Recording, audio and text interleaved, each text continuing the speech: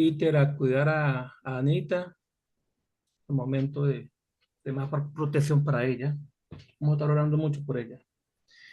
Estamos en Mateo capítulo 17 hoy. Vaya, qué libro, qué evangelio, qué maravilla. Pasaron 3 años para volver a leer capítulo por capítulo y es maravilloso este libro, gracias a los hermanos que nos enseñan día tras día. Yo quiero compartirles hoy desde el versículo 22 esta lectura que dice así, Mateo 17, 22.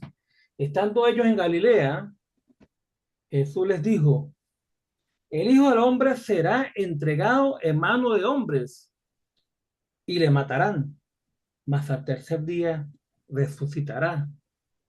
Y ellos se entristecieron en gran manera. Cuando llegaron a Capernaum, vinieron a Pedro los que cobraban las 2 dracmas y les dijeron, ¿vuestro maestro no paga las 2 dracmas? Él les dijo, sí. Y al entrar él en casa, Jesús le habló primero, diciendo, ¿qué te parece, Simón? Los reyes de la tierra, ¿de quiénes cobran los tributos o los impuestos? ¿De sus hijos o de los extraños? Pedro le respondió, de los extraños. Jesús les dijo, luego los hijos están exentos. Sin embargo, para no ofenderles, ve al mar y echa el anzuelo y el primer pez que saques, tómalo y al abrirle la boca hallarás un estatero. Tómalo y dáselo por mí y por ti. Estaba leyendo este pasaje y me acordé de mi papá, que por cierto también tuvo un accidente cerebrovascular. Tenemos que cuidarnos mucho. Y, y papá, para esta época, hermanos, discúlpenme la anécdota porque es importante que, para lo que yo quiero enseñarles a ustedes hoy. Él salía a pescar y yo lo consideraba un gran héroe porque papá llegaba con grande cantidad de peces a la casa y tremendo pescador. Después que me entero es que papá utilizaba lo que se conoce como el anzuelito de plata. Sí, papá iba y disfrutaba con sus amigos la noche, la cuestión, y antes de venirse, iba y le compraban con plata a los que pescaban. Y llegaba con gran cantidad de pescado, pero por eso no lo menosprecié, ni mucho menos le dije nada, sino al contrario, me sentí contento, porque papá también recibió al Señor y fue bautizado para perdón de los pecados y formó parte del reino del cielo, forma parte del reino del cielo. Este milagro me llamó mucho la atención. ¿Por qué? Porque se habla mucho del pago del impuesto, pero en verdad lo más maravilloso es que Dios, Jesús, de una manera espectacular, le dice a Pedro, vaya y tire el anzuelo y el primer pez que saque, ahí están las monedas para cancelar el impuesto o el pago, el tributo al templo. ¿Qué probabilidades había de que eso sucediera? Ninguna. Es un milagro de Dios. Jesús está manifestando que Él es Dios. Y en Mateo capítulo 16, capítulo 17, capítulo 18, capítulo 19, Jesús se está identificando y está diciendo quién es el verdadero Mesías. Por eso que en el capítulo 16, estando con sus discípulos allá en el pueblo de por allá de Cesarea de Filipo, que es donde converge la política, la religión y la filosofía, le pregunta, ¿qué está diciendo la gente? ¿Quién es el Hijo del Hombre? Y ellos responden, bueno, algunos de los profetas, Elías, Jeremías, Juan el Bautista o algunos de los profetas. ¿Y vosotros quién decís que soy yo? Les pregunta a ellos, a sus discípulos, porque Jesús quiere saber verdaderamente qué están pensando los discípulos, quién está al frente de él, de ellos. Y sale Pedro diciendo, tú eres el Cristo. Bueno, esto te lo dijo, no te lo dijiste tú, ni tu carne, ni tu sangre, sino fue mi Padre que te lo reveló. Entonces ahí donde Jesús empieza a decir que él iba a tener que morir, dice, morir padecer mucho de los ancianos, de los principales, y ser muerto y resucitar a tercer día. Entonces aparece Pedro y los demás apóstoles, porque me imagino que todo el mundo sintió lo mismo. No, no, necesitamos al Mesías, pero lo necesitamos vivo, porque no habían entendido quién está al frente de ellos. Necesitamos un Mesías vivo, porque la percepción del Mesías era un rey que iba a venir, iba a proteger a Israel y sacar todos los enemigos de Israel y que iba a gobernar. Esa es la percepción que tenía, es la percepción que tenía toda la gente de lo que era un Mesías. Por eso que Jesús chocó contra el pueblo, porque no entendían realmente qué y cuál era el significado del Mesías, qué iba a ser el Mesías. Y eso nos lo muestra en el capítulo 17 cuando empieza. Pero interesante, hermanos, interesante cómo termina el capítulo 16, versículo 28.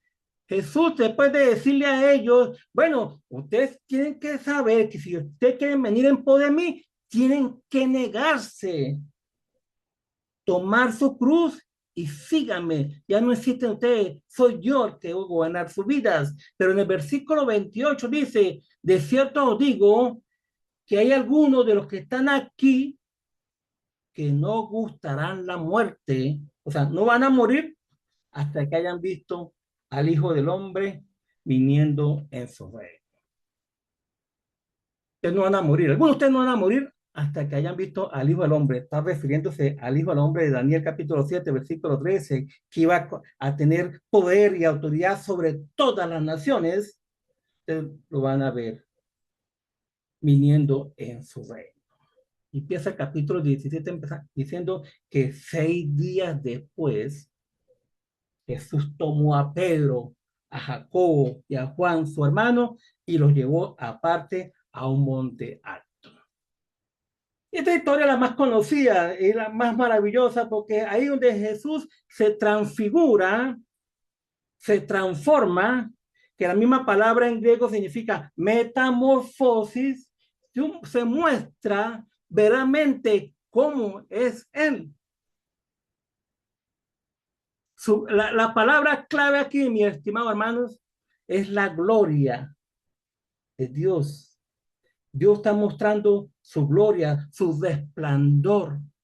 Está mostrando su majestuosidad visible, su esplendor visible. ¿Quién es veramente el que está dentro de Jesús?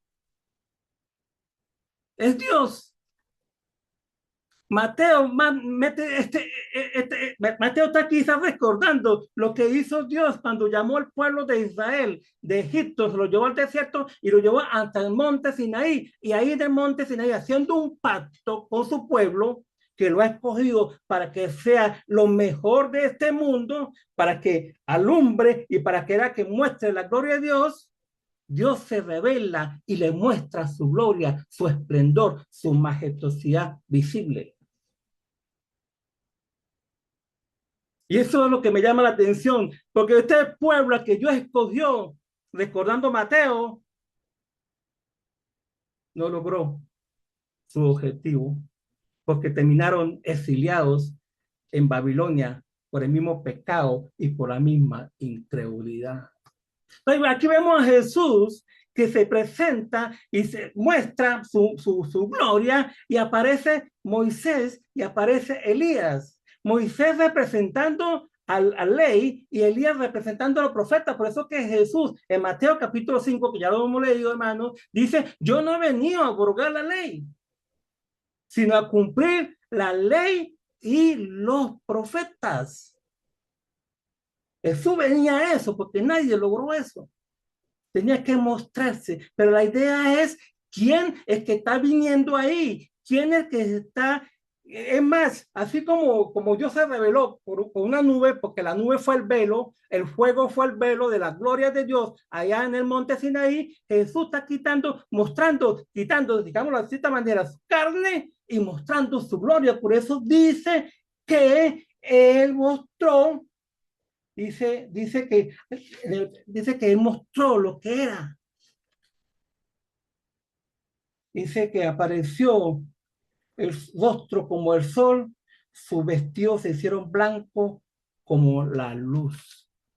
Ese es el verdadero Dios, mostrándose a la humanidad. ¿Y con qué fin? Porque él viene a cumplir la promesa que le ha hecho al pueblo de Israel y al mundo, que él venía a redimir al mundo, que tenía que morir en la cruz y resucitar al tercer día y recibir todo el poder y toda la gloria y todos los reinos de este mundo. La pregunta es si los discípulos de Jesucristo verdaderamente están creyendo en al que tienen al frente.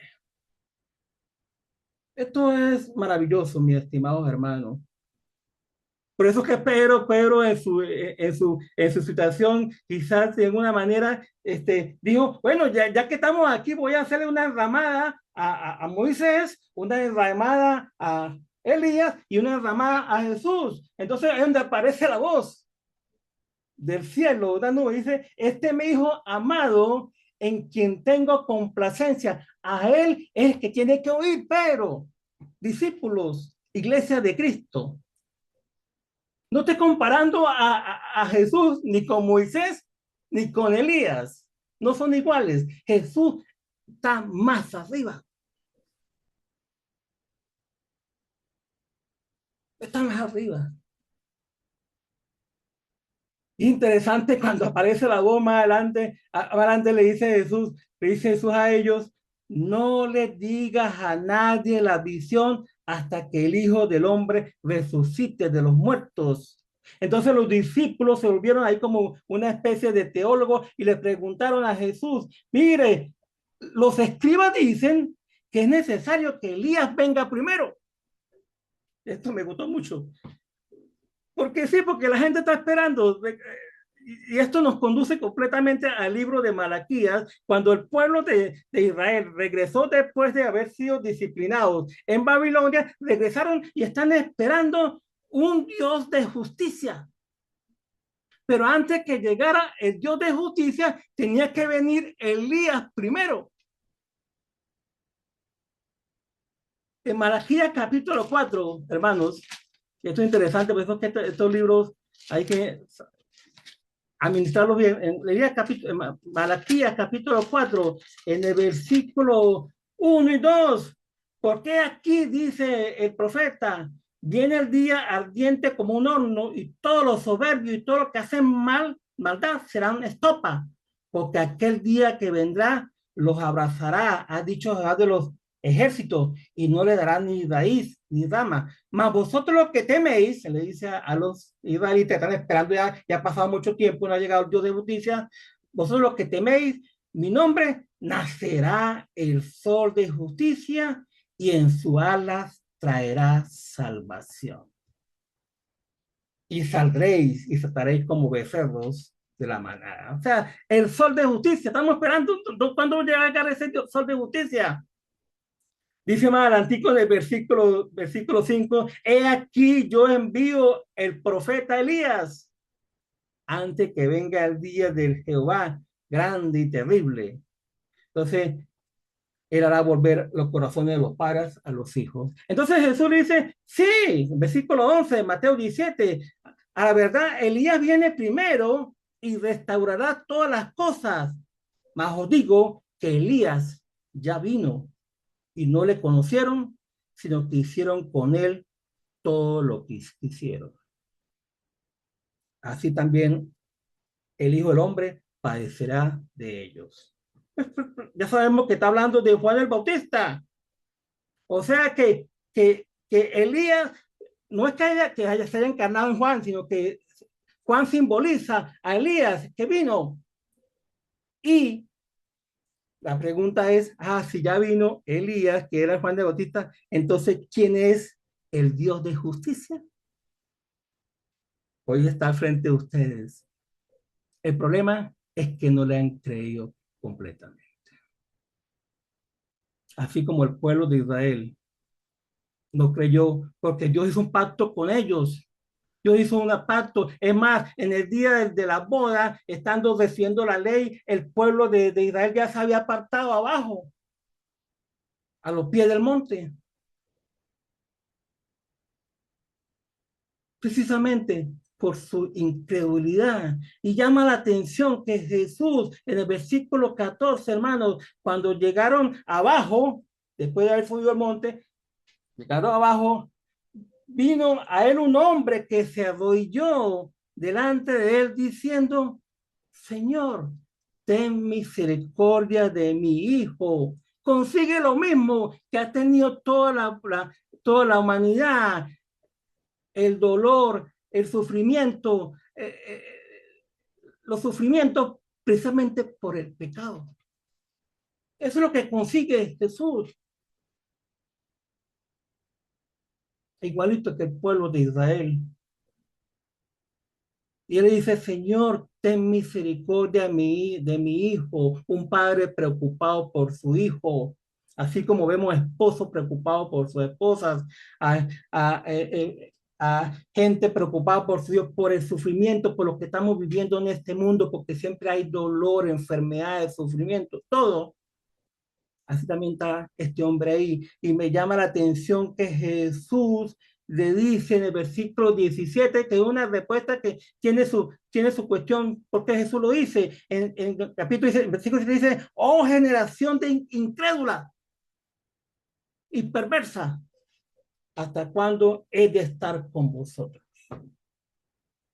¿Hasta cuándo he de soportar a esta gente?